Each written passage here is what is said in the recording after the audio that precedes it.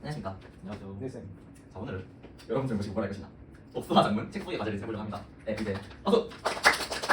저의 책장은 뭐죠? 이기적 유전자입니다. 그렇죠. 이기적 유전자 들어보셨죠? 네. 이 책으로 말할 것 같으면 아시는 분 아시고 모르시는 분 아시는 그런 아주 그냥 멋진 책 빠밤. 마검. 자, 이 책의 소개를 드리면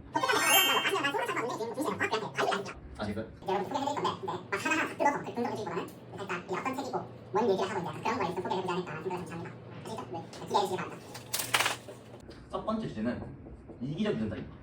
자, 이기적 유전자. 자, 유전자 다들 들어보셨나요? 네. 유전자 뭔지는 아시죠 다들? 네. DNA. DNA. 근데 사실 DNA랑 다르죠? 어? 지금 DNA랑 유전자 차이 아십니까? 알죠. 어떻게 다릅니까? DNA 안에 유전자가 많이 존재합니다. 그렇죠. 이런 거 해보셨죠? 네. 여기에 DNA가 있어요. 그 안에 DNA가 있고. 유전자가 있습니다. 이해하시나요? 네. 이런 형태의 핑계 버전. 그래서 검색체 안에 DNA가 있고 그 안에 유전자가 있다는 거. 그래서 일단 이런 기본 개념 탑재한 채로 시작해봅시다. 자, 이 책 첫 장에서 우리에게 먼저 질문을 던집니다. 어떤 질문 다들 아시나요? 무슨 질문일까? 생각을 해보면 인간은 왜 존재하는가? 정확합니다. 자, 이 책에서 첫 번째로 질문 던질 거 이제 인간은 왜 존재하고 또 어떤 식으로 존재해 왔느냐. 약간 이런 질문 던져 우리한테. 자, 그런 거 봤을 때 생각해 보신 적 있으신가요? 저는 가끔 제가 N이어서 MBTI가 가끔 그런 거 생각을 해보기도 합니다. 제가 딱 이 질문 처음 받고 이거는 애니 쓴 책이다. 이 책의 저자를 리처드 도킨스거든요. 제가 리처드 도킨스는 애니 아닐까 싶습니다. 그래서 이런 이제 질문을 계속 던지는데 이런 비슷한 질문을 계속 던지니까 한번 이런 생각을 해보고 사고를 해나가면 재밌는 책이 되지 않을까 싶습니다. 자, 우리가 이제 나가볼 건데 우리 원시지구라는 이런 등장을 합니다. 원시지구는 단어 아시죠? 네. 그래서 우리 지구가 있어요. 원시지구. 근데 완전 초창기 단계지 않습니까? 그래서 네. 복잡한 건 존재하잖아요. 그래서 이런 여기 원시지구에는 어떤 것들이 있죠? 이제 물이라든지 뭐 수소 아니면 이제 뭐 이산화, 뭐 메탄 같은 것도 존재하겠죠? 그런 단순한 분자들, 암모니아가 있겠습니다. 이런 것들을 통틀어서 뭐라고 불렀냐? 이 책에서는 원시스프라고 말합니다. 원시스프. 이제 이 원시지구가 있으면 이 안에 여러 가지 분자들이 단순한 분들이 있겠죠? 그런 것들이 원시스프다. 그런데 갑자기 이 원시스프에 번개가 있습니다. 번개를 이제 우리가 좀 말하는 강한 에너지라고 표현하죠. 이런 강한 에너지가 쳐서 이제 어떻게 됩니까? 좀 복잡한 분자가 생기고 이제 융합이 되겠죠. 그러면서 우리의 가장 중요한 것 중 하나가 됩니다. 바로 아미노산이죠. 아미노산. 미나산? 자, 아미노산 뭔지 아십니까, 혹시? 단백질을 구성하는 요소가 아닐까요? 똑똑하네요. 아하.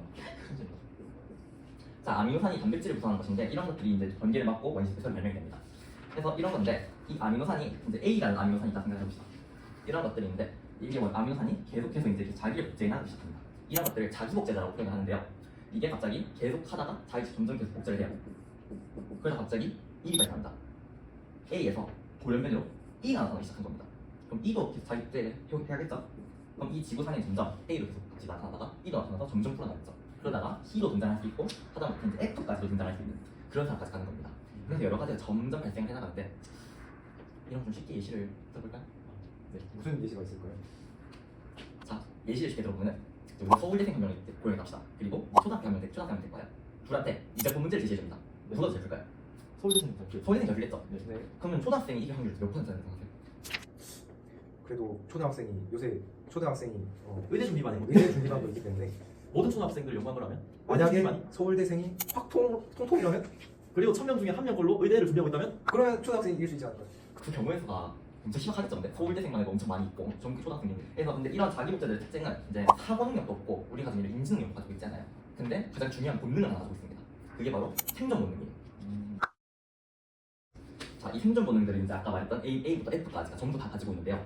그럼 이제 이런 애들이 생존 본능 가지고 있으면은 어떻게 있어요? 막 자기들끼리 살려고 경쟁을 하겠죠. 네. 우리 지구에는 자원이 무한합니까? 유한합니까? 무한입니다. 한정돼 있는 걸 자기들끼리 가지려고 전쟁을 할 거 아닙니까? 그래서 막 자기 싸우고 막 쟤를 죽이거나 아니면 또 열심히 포력을 해가지고 자기 편을 만들겠죠. 근데 그때는 그런 것들이 잘 불가능해서 딱 쟤를 죽이거나 아니 내가 죽거나 이 두 가지 이제 조금밖에 없었습니다. 그래서 이 생존 본능을 지키기 위해서 이제 이 아이들이 자기복제를 하던 아이들이 진화를 하기 시작을 해요. 그래서 이제 여기에 뭐 A편 엄청 많이 있고 이제 여기에 뭐 C편도 있다 하는데 얘네들이 C편한테 공격을 당해서 얘네가 한 세력이 3이고 얘가 7이다 해봅시다. 그럼 얘네가 멸종당할 위기에 처했죠. 얘는 지켜야 될 거 아닙니까? 그래서 얘는 진화를 거쳐서 이제 벽을 세우는 생각합니다. 나를 지키는 벽 한 개. 이런 것들을 우리가 지금 흔히 말하는 세포라고 표현을 해요. 네. 이제 무방비 상태에 있던 애들이 시한테 공격을 당했다면 이제 벽을 세워서 이제 공격을 쉽게 당하지 않겠죠? 우리도 이제 가지게 된 것이 눈이라든지 심장, 허파, 이제 근육, 이제 심지어 뇌까지 이제 이런 것들을 우리가 발전해 온 겁니다. 그래서 우리는 이런 것들을 이제 이 책에서는 그런 걸 다 통칭해서 생존 기계라고 명명을 합니다. 우리가 아까 맨 처음 얘기한 단어 뭐였죠? 가장 핵심 키워드 유전자. 유전자. 유전자. 유전자. 이 책에서는 유전자가 가장 핵심이에요. 유전자. 그래서 이 유전자를 지키기 위해서 이런 세포 벽을 만들고 이제 눈이나 귀 같은 걸 발명해왔다 했죠. 그래서 그런 것들을 이제 지키기 위한 생존 기계로 이제 이런 걸 발명했다 생각하시면 됩니다. 이렇게 발전을 하면서 여러 가지 최종 약간 지금의 최종 형태 진행해 왔겠죠. 네. 그런 것들이 우리가 실제 볼 수 있는 토끼라든지 아니면 사자, 재훈이, 이제 민교 이제 이런 모든 형태들을 진화해 왔다 생각하시면 됩니다. 됐나요? 네. 네. 이해됐다? 네. 이해됩니까? Alright. 오케이? 자, 우리가 근데 이렇게 생존 기계를 발명해왔고 이제 진화를 하지 않습니까? 자, 그럼 생각을 해보세요.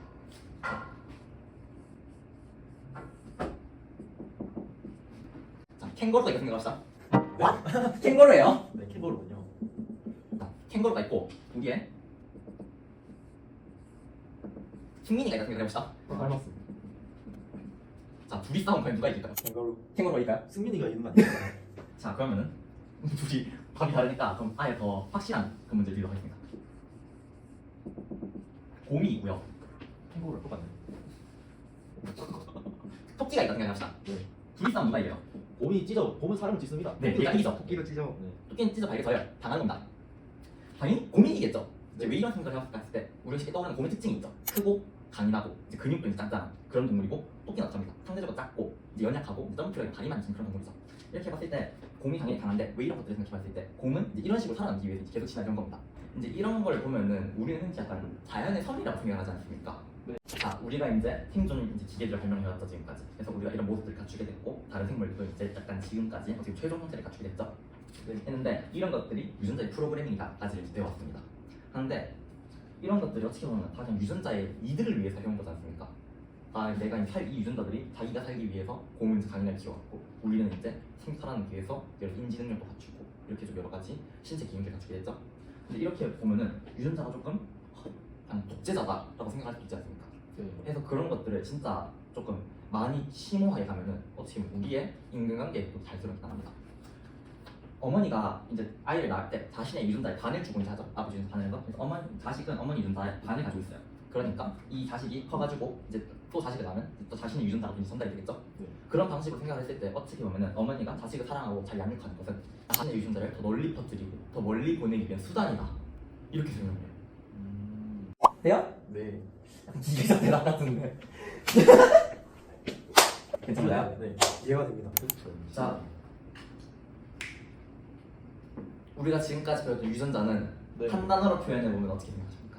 루저, 외톨이, 센 척하는 겁쟁이거든요. 바로 뭔가 독재자 아닌가 이 정도는. 분명은 우리가 지금까지 배웠던 이 유전자는 책 제목 거의 유사했어요. 이기적이고 자기 그냥 그 생존을 위해서 다 진화시키는 약간 독재자 같은 역할을 많이 해왔습니다. 근데 이런 것들이 근데 우리가 지금 생각할 우리의 모습은 사실 다르죠. 우리가 생각하는 모습과는 많이 다릅니다.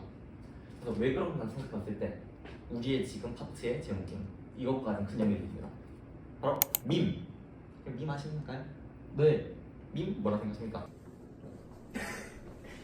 자, 우리가 알고 있는 이런 내가 밈도 먹고 싶었던 있지만 건 오.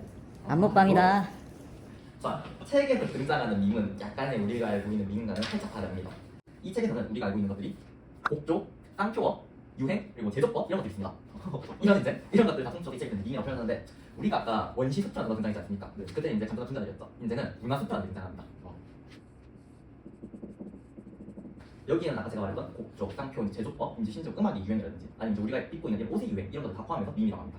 그런 것들이 담겨져 있는 문화 숲인데 이런 것들은 참 많은 게 담겨 있어요. 근데 여기에는 계속 바뀌어가는 것이 아니라 축적되어 가는 것입니다. 그래서 우리가 예전부터 막 태계이원 선생님이 말했던 것이라든지 이제 공자, 맹자, 순자 아니면 이제 외국의 이런 그런 것들 사피엔스 내용이라든지 아니면 현대의 내용들 이런 다 담겨 있어요. 축적이 되어 있는데 그래서 완전 오래된 그런 축적된 스크립트다.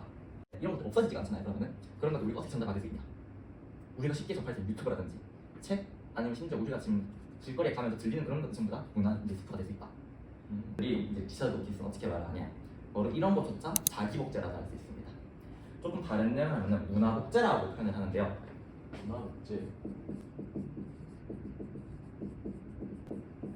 문화복제 이런 것들이 어떻게 있냐, 우리가 시간이 지났지만 그런 것들이 없어지는 게 아닌 우리에게 점점 전달이 되고 이제 계승이 되면서 그런 것들이 없어지는 게 아닌 쭉쭉 우리 다음 세대로 전달이 되죠.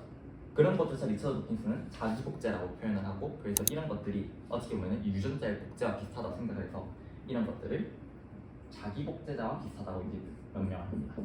그래서 우리가 이제 우리의 몸에 이렇게 프로그래밍된 유전적 그런 정보들을 반영할 수 있는 힘을 가지게 되었다, 그렇게 생각하면 쉬울 것 같습니다. 앞에 내용 다 이해하셨나요? 네. 네. 자, 우리가 지금까지 했던 밈은 이제 그리스어로 모방이라는 그런 이 밈이라는 뜻과 그리고 영어인 진이 합쳐진 그런 합성어입니다. 혹시 책 한번 읽어보시지 않아요? 이미 읽었는데 또 읽고 싶어요. 괜찮나요? 아, 오해독 해보고 싶어요. 밈 괜찮아요? 이해됩니까 지금까지요? 이해 너무 잘 돼요.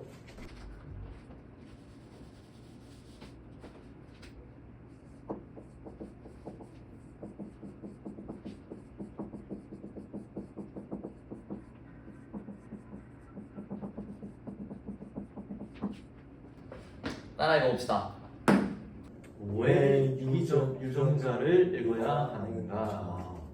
자, 이기적 유전자, 지금까지 우리의 좀 많은 이야기를 했죠. 유전자가 어떻게 진화를 해왔고 또 우리의 몸 어떻게 구성되는데 그런 것들이 어떤 영향을 끼쳤고, 근데 그에 반응하는 수단이 밈까지 배웠어요. 이런 것들 참주면서 우리가 맨 처음 말했던 거 있죠. 인간은 왜 존재하는가? 그러면서 책에서는 진짜 많은 질문을 던지거든요. 왜 신은 왜 존재하는가? 우리가 법은 왜 지키는가? 이런 약간 좀 근본적인 질문부터 해서 조금 그러면은 밈은 다 좋은 건가? 이런 걸 다 던져요. 그래서 우리가 참 생각해 볼 것도 많고 그렇기 때문에 여러분이 읽으면 참 도움이 될 것 같다면 오늘 강연을 마치도록 하겠습니다. 와.